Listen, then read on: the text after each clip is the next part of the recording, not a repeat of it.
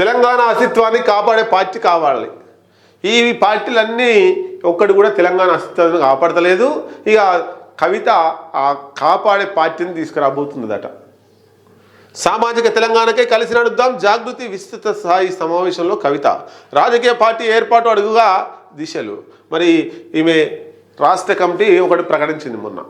ఈమె అధ్యక్షురాలు, తర్వాత వివిధ రకాల నాయకులు, అలా ఎవరిని గుర్తుపట్టం.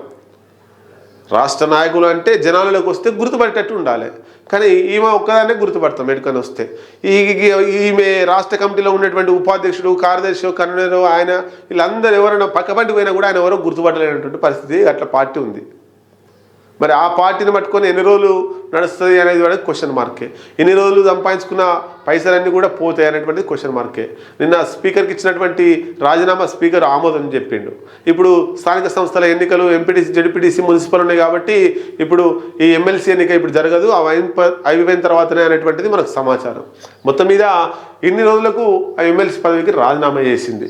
అయితే ఇప్పటిదాకా ఏం చేసిందంటే మీకు ఒక డ్రాప్ గీసి చూపిస్తా.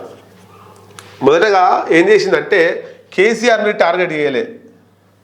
ఇగో ఇది కేసీఆర్, తర్వాత ఇగో ఇది కేటీఆర్,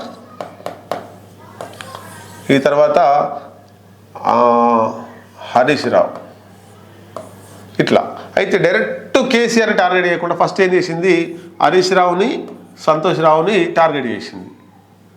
ఆ తర్వాత నిరంజన్ రెడ్డిని, తర్వాత జగదీశ్వర్ రెడ్డిని, సూర్యాపేట ఎమ్మెల్యే, మాజీ మంత్రి ఆయనను ఇట్లా టార్గెట్ చేసింది. ఎందుకంటే డైరెక్ట్ కేసీఆర్ టార్గెట్ చేస్తే మళ్ళీ ఇబ్బంది అవుతుందేమని.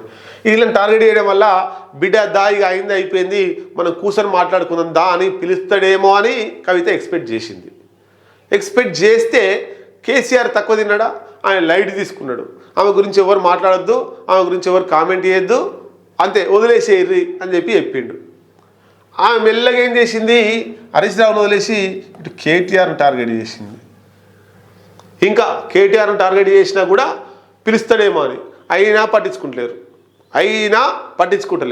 కాబట్టి ఇప్పుడు ఇక మెల్లగా కేసీఆర్ మీద టార్గెట్ చేసింది, అయినా పట్టించుకుంటలేరు. కేసీఆర్ మీద టార్గెట్ చేసినప్పుడు ఇక ఆమె ఒక నిర్ణయం తీసుకుంది, ఇక నన్ను పిలిచేటట్లేరు, కేసీఆర్తో కలిసేటట్లేను, అందుకే ఆమె కల్వకుంట్ల కవిత అనేటువంటి హ్యాండిల్ తీసేసి దేవనపల్లి కవితగా మార్చుకుంది.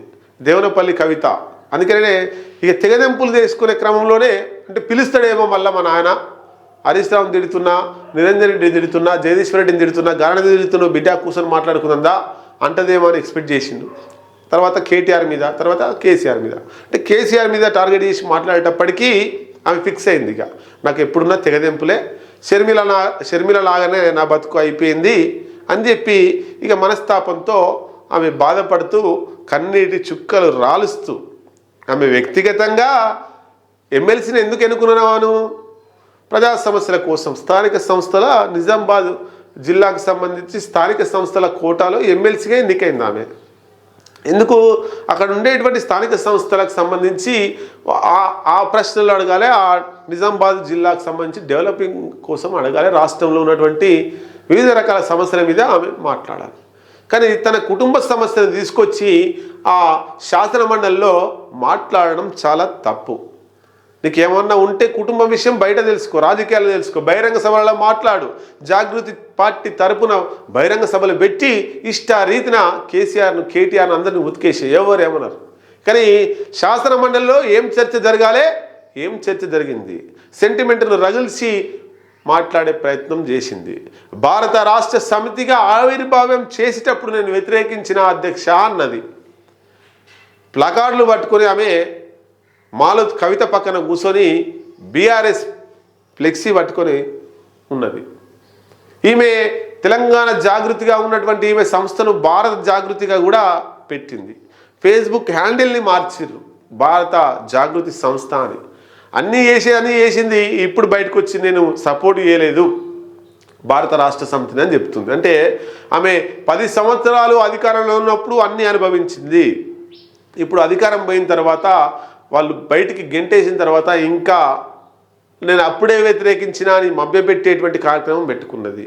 పోనీ ఇప్పుడన్నా మరి పార్టీ ఇప్పటిదాకా సంపాదించుకున్న పైసలన్నీ పార్టీ మీద ఖర్చు పెట్టాల్సి వస్తుంది ఖచ్చితంగా. ఒక పార్టీని సాధాలంటే ఆషామాషి వ్యవహారం కాదు. ఆషామాషి వ్యవహారమే కాదు. పార్టీని సాధాలంటే గ్రామ స్థాయి, మండల స్థాయి, డివిజన్, జిల్లా, రాష్ట్ర స్థాయి వరకు కార్యకర్తలను నడిపించాల్సి, వివిధ రకాల ఉద్యమాలు చేయాల్సినటువంటి అవసరం, అవకాశం ఉంటుంది. కాబట్టి మరి ఈమె ఒకతే పార్టీని ఎట్లా తీసుకొస్తుంది, ఆ పార్టీని ఎట్లా నడిపిస్తుంది, ఆమె లక్ష్యం ఏంది, ఆమె ఎజెండా ఏంది, ఎవరికి అనుకూలంగా ఆ ఎజెండా ఉంది అంటే కాంగ్రెస్ మీద ఒక్క మాట మాట్లాడతలేదు, రేవంత్ రెడ్డి మీద ఒక సెటైర్ వేస్తలేదు, ప్రభుత్వం మీద ఒక ప్రశ్న గుప్పిస్తలేదు. కానీ ప్రతిపక్షంలో ఉన్నటువంటి బీఆర్ఎస్ మీద, బీఆర్ఎస్ నాయకుల మీద ఆమె టార్గెట్ పెట్టుకుంది. అంటే రేవంత్ రెడ్డికి అనుకూలంగా మారింది అనేటువంటి సంకేతాలు ప్రజల్లోకి వెళ్ళినాయి.